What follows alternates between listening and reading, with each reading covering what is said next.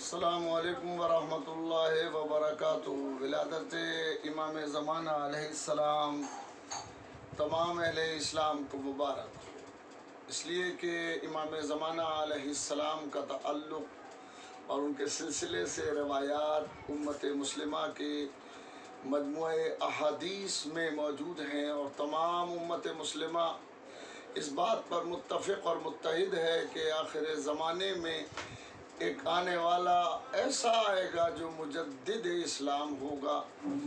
جو اسلام کو روح تازہ عطا کرے گا، اور ان کے آ جانے سے دنیا عدل و انصاف سے بھر جائے گی، جبکہ ظلم و جور سے بھری ہوگی۔ اس لیے کہ یہ حدیث سرکار رسالہ صلی اللہ علیہ وآلہ وسلم کی ہے۔ حضور نے فرمایا ہے کہ مہدی جب آئیں گے تو زمین کو عدل و انصاف سے بھر دیں گے، کما ملئت ظلماً و جورا، بالکل ویسے ہی عدل و انصاف سے بھر دیں گے جیسے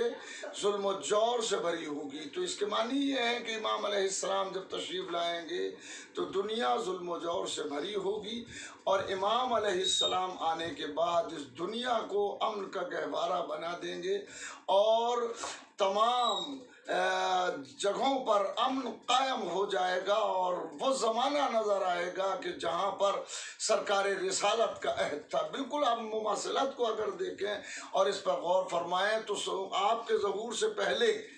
وہ حالات ہوں گے جو حضور صلی اللہ علیہ وآلہ وسلم کی ولادت باسعادت سے پہلے کے حالات ہیں۔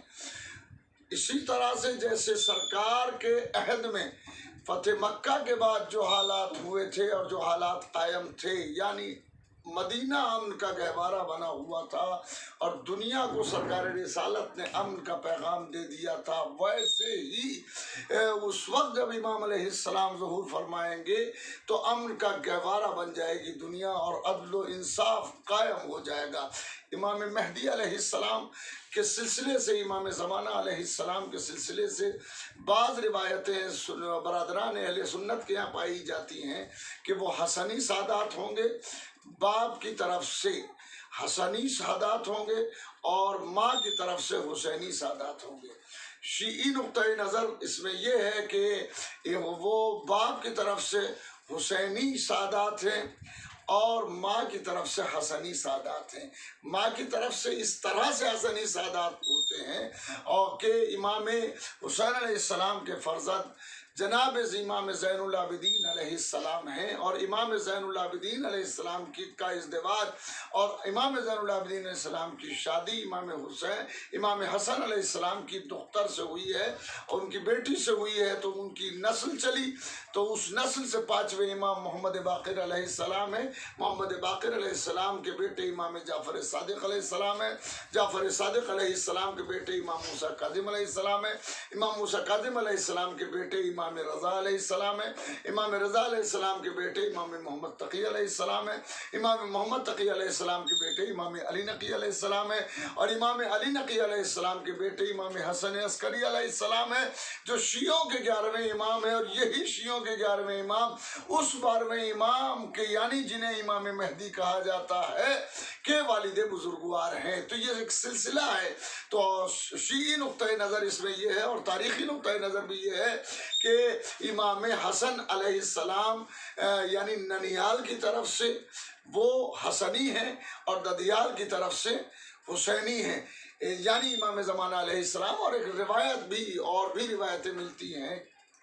کہ سرکار رسالہ صلی اللہ علیہ وآلہ وسلم نے فرمایا کہ مہدی میری اولاد سے ہوگا، مہدی میرا بیٹا ہوگا، من ولد فاطمہ، وہ اولاد فاطمہ سے ہوگا، یعنی حضرت زہرا سلام اللہ علیہا کی جو اولاد ہے اسی اولاد سے امام مہدی علیہ السلام تشریف لائیں گے، اور مہدویت کا آپ کے علاوہ جو بھی دعویٰ کرے گا وہ واجب القتل گردانا گیا ہے، لائق گردن زدنی ہے۔ اس نے وہ ادعا کیا کہ جس کا اہل وہ نہیں ہے، سوائے امام زمانہ علیہ السلام کے کوئی یہ دعویٰ نہیں کر سکتا۔ امام زمانہ علیہ السلام کا اسم گرامی مہدی ہے، اور آپ کا لقب ایک بقیت اللہ ہے، حجت اللہ فی الارض۔ امام زمانہ علیہ السلام حجت العصر، یہ وہ تمام القاب ہیں جو امام زمانہ علیہ السلام کے ہیں، اور ان القاب سے آپ کو یاد کیا جاتا ہے۔ بقیت اللہ بھی کہا جاتا ہے، حجت اللہ بھی کہا جاتا ہے، امام عصر بھی کہا جاتا ہے، امام مہدی بھی کہا جاتا ہے، اس لیے کہ آپ کا اسم گرامی جو ہے وہ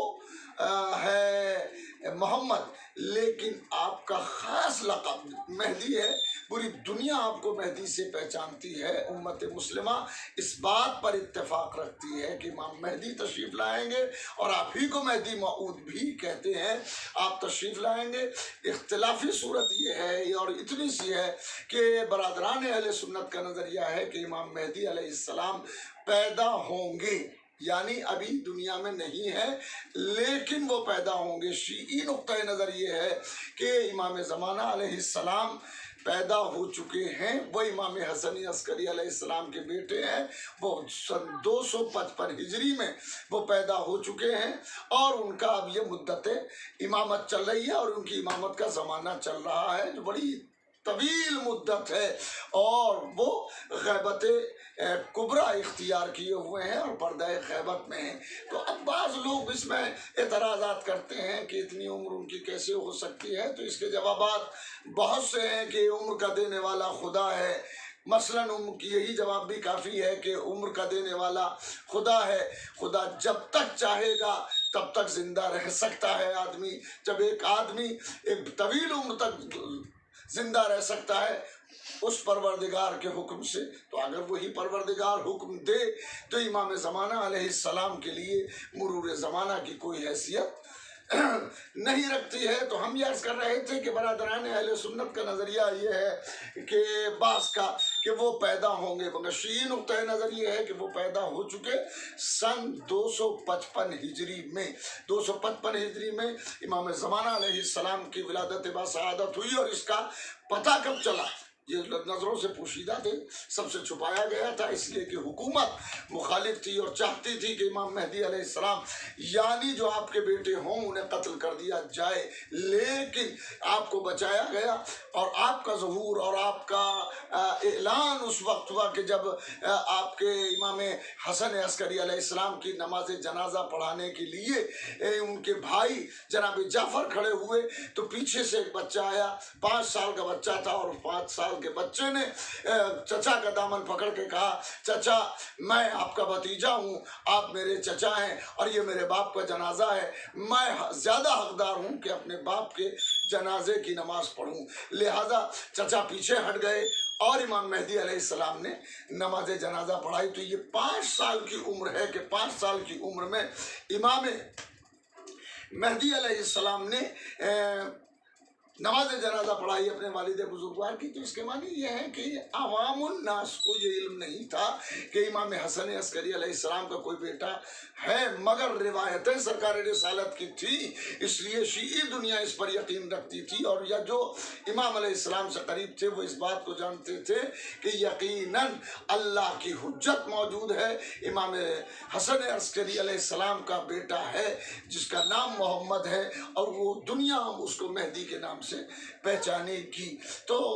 اس وقت میں پہلی بار امام علیہ السلام ظاہر ہوئے، یعنی عام طور پر سب کے سامنے، ورنہ بعض شیعہ اور بعض امام حسن عسکری علیہ السلام کے جو صحابی تھے وہ یہ جانتے تھے کہ آپ کے ایک بیٹا ہے اور اس کی عمر یہ ہے، لیکن عوامی سطح پر اس وقت پتہ چلا کہ جب امام نے اپنے بابا کی نماز جنازہ پڑھائی۔ پھر اس کے بعد مسئلہ یہ ہوا کہ اس کے بعد سے جیسے ہی امام حسن عسکری علیہ السلام کی شہادت ہوئی، یعنی سن 260 ہجری میں 8 ربیع الاول سن 260 ہجری میں امام حسن عسکری علیہ السلام کی شہادت ہوئی، اور امام زمانہ علیہ السلام کی کا دور شروع ہو گیا، اور آپ کی مدت امامت شروع ہو گئی، اور یہیں سے غیبت صغریٰ کا زمانہ چلتا ہے، اور امام علیہ السلام غیبت صغریٰ اختیار کر گئے۔ غیبت صغریٰ کے معنی کیا ہے؟ 2 طرح کی غیبت پائی جاتی ہے امام کے تعلق سے۔ پہلی غیبت غیبت صغریٰ، دوسری غیبت غیبت کبریٰ۔ غیبت صغریٰ کا مطلب یہ ہے کہ امام سرداب میں تشریف لے گئے اور وہاں سے اس کے بعد نہیں ملے، مگر آپ نے 4 نائب یکے بعد دیگرے اپنے معین فرمائے۔ یہ 4 نائبین یکے بعد دیگرے امام علیہ السلام کی نیابت کرتے رہے، یعنی عوام اپنے مسائل ان سے بیان کرتے تھے اور یہ امام علیہ السلام سے بیان کرتے تھے، یعنی امام علیہ السلام ان لوگوں سے نائبین خاص سے براہ راست ملتے تھے اور نائبین خاص امام کا پیغام شیعوں کو پہنچاتے تھے، چاہنے والوں کو پہنچاتے تھے یا سوال کرنے والوں کو پہنچایا کرتے تھے۔ پھر 329 ہجری میں 329 ہجری میں یعنی 260 ہجری سے شروع ہو کے 329 ہجری میں یہ غیبت صغریٰ کا زمانہ ختم ہو جاتا ہے، اور 329 ہجری میں جب آخری چوتھے نائب دنیا سے رخصت ہوئے ہیں امام کے، تو امام علیہ السلام نے ان سے فرمایا کہ اب میرے شیعوں سے کہہ دینا کہ اب بڑا امتحان شروع ہو رہا، اب غیبت کبریٰ کا زمانہ شروع ہو رہا۔ یہ غیبت کبریٰ کا زمانہ شیعوں کا بڑا امتحان ہے کہ امام سامنے نہیں ہے، مگر علماء اعلام ہیں جو اللہ کی امام کی حجت ہیں اور امام اللہ کی حجت ہیں، یعنی علماء کا تعلق امام سے ہے اور امام کا تعلق اللہ سے ہے۔ بعض علماء کے لیے ملتا ہے کہ بعض علماء کی امام علیہ السلام سے ملاقات ہوئی اور امام علیہ السلام کی زیارت کی۔ یقیناً امام علیہ السلام کی زیارت ایک شرف ہے۔ جن لوگوں کو یہ زیارت نصیب ہوئی وہ اپنے عہد کے خوش قسمت ترین لوگ ہیں۔ خدا ہم سب کو اس لائق کرے کہ ہم اپنے امام کو اپنی آنکھوں سے دیکھیں اور امام علیہ السلام کی زیارت کریں۔ امام زمانہ علیہ السلام کا سامرہ میں امام علیہ السلام غیبت وہیں پیدا ہوئے اور وہیں سے آپ نے غیبت اختیار کی۔ کچھ مقامات ایسے ہیں کہ جہاں امام علیہ السلام کو دیکھا گیا ہے، مثال کے طور پر سامرہ میں وہ سرداب کے جو اس سے سرداب غیبت کہتے ہیں، وہاں لوگ نمازیں پڑھتے ہیں جا کر کے، اور سرداب غیبت سامرہ کے میں ہے، اور وہاں پر لوگ نماز وغیرہ ادا کرتے ہیں اور دعائیں مانگتے ہیں اور قرآن پڑھتے رہتے ہیں۔ امام علیہ السلام وہاں نظر آئے، سرداب غیبت۔ ایک اور مقام ہے کوفے کے اندر جسے مسجد سہلہ کہا جاتا ہے، اور وہاں مقام امام زمانہ علیہ السلام ہے۔ وہاں امام زمانہ علیہ السلام کو دیکھا گیا ہے، دیکھا جاتا ہے اور دیکھا جاتا رہے گا، یعنی اکثر لوگوں نے امام علیہ السلام کو مقام امام زمانہ پر مسجد سہلہ میں دیکھا ہے، اور یہ روایتیں بھی موجود ہیں کہ امام علیہ السلام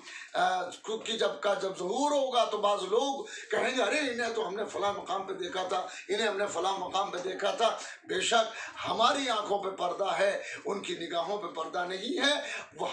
ہم کو دیکھتے ہیں، ہم انہیں نہیں دیکھ سکتے۔ تو 2 مقام میں نے عرض کیے، سرداب غیبت ایک مقام ہے کہ جہاں پر امام علیہ السلام کو دیکھا گیا، دیکھا جاتا ہے اور دیکھا جاتا رہے گا، اور ایک دوسرا مقام ہے، وہ مقام مسجد سہلہ ہے جو کوفے کے اندر، کوفہ عراق کے اندر، عراق کا ایک شہر ہے، وہاں پر امام علیہ السلام یعنی مقام امام زمانہ مسجد سہلہ میں ہے، اور وہاں پر امام علیہ السلام کی زیارت اکثر و بیشتر افراد کو ہوئی ہے۔ اسی طرح قم المقدسہ ایران کا ایک شہر ہے، اور اس ایران کے شہر